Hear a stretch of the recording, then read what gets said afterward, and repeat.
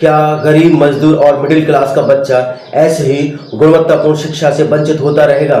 क्या सरकारी स्कूलों का विलय और उनको ऐसे बंद किया जाता रहेगा? क्या शिक्षा का व्यापारीकरण ऐसे ही चलता रहेगा और शिक्षा इतनी महंगी हो जाएगी कि गरीब और मिडिल क्लास के बच्चों को हासिल करना बहुत मुश्किल नहीं नामुमकिन हो जाएगा?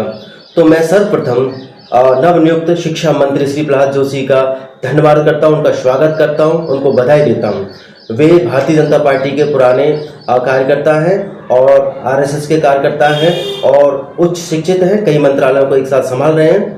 तो कई मंत्रालयों को एक साथ संभालना, उच्च शिक्षित होना, इस बात की गारंटी नहीं है कि वो किस तरह सुधार करेंगे। इस बात पर निर्भर करता है कि वो किस तरह कार्य करेंगे, शिक्षा मंत्रालय में किस तरह सुधार करेंगे, शिक्षा व्यवस्था में किस तरह से जो व्याप्त भ्रष्टाचार है, भेदभाव है और जो कालाबाजारी है, व्यापारीकरण है, उसको किस तरह दूर करेंगे। उनसे मेरी सर्वप्रथम यही अपील है, रिक्वेस्ट है कि वे सरकारी स्कूलों पर ध्यान दें, सरकारी स्कूलों की संख्या पर ध्यान दें, उनमें उचित सरकारी भवन, अच्छे उचित शिक्षक और उनमें उचित संसाधन और डिजिटल व्यवस्थाएं करें, क्योंकि हमारा देश ग्रामीण देश है, गांवों का देश है और हमारी 50% से ज़्यादा आबादी गांवों में निवास करती है और सबसे ज़्यादा मतदान गांवों से होता है और हर सरकार का भविष्य गांव तय करते हैं। इसलिए मैं सरकार से और नए शिक्षा मंत्री से यह अनुरोध करता हूं कि वो गांवों की शिक्षा पर ध्यान दें, क्योंकि गांवों में इतने मजदूर और गरीब परिवार रहते हैं कि कभी कभी उनके घर पे 2 वक्त का खाना भी नहीं बनता है, तो वो इतनी महंगी और क्वालिटीपूर्ण शिक्षा कैसे हासिल कर पाएंगे।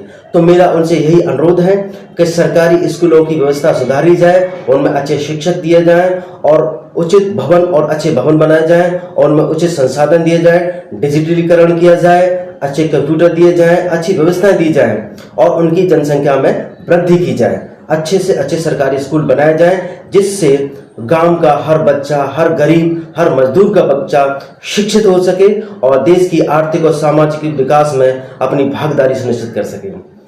किसी देश की शिक्षा व्यवस्था का मूल्यांकन इस बात पर नहीं होता है कि उस देश में कितने वैज्ञानिक हैं, कितने इंस्टीट्यूशन हैं, कितने साइंटिस्ट हैं, कितने IAS PCS हैं, कितने नेता हैं, कितने मंत्री हैं।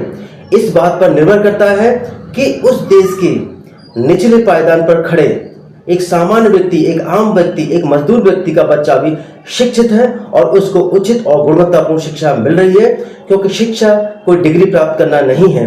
शिक्षा हमें सही और गलत का फैसला बताती है, हमारे अधिकारों से हमें जागरूक करती है, क्या सही है क्या गलत है इसका फैसला करती है और हमें उचित सरकार चुनने का जो अधिकार देती है और हमें जागरूकता देती है।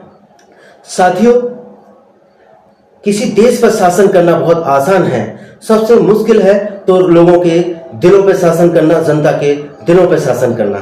जो व्यक्ति, जो सरकार, जो नेता दिलों पे शासन कर लेता है, लोगों के दिलों पे शासन कर लेता है, जनता के दिलों पे शासन कर लेता है, उसके लिए देश पर शासन करना बहुत आसान होता है, उसके बाएं हाथ का खेल है।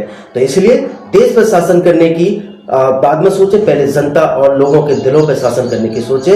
आपको सरकार से, सत्ता से कोई नहीं हिला सकता। मैं प्रवीण कठेरिया आगरा से प्रदेश उपाध्यक्ष अखिल भारतीय कठेरिया विकास मंच एवं सामाजिक कार्यकर्ता हूँ। ये मेरा जो वीडियो है कोई राजनीतिक नहीं, सामाजिक है। धन्यवाद।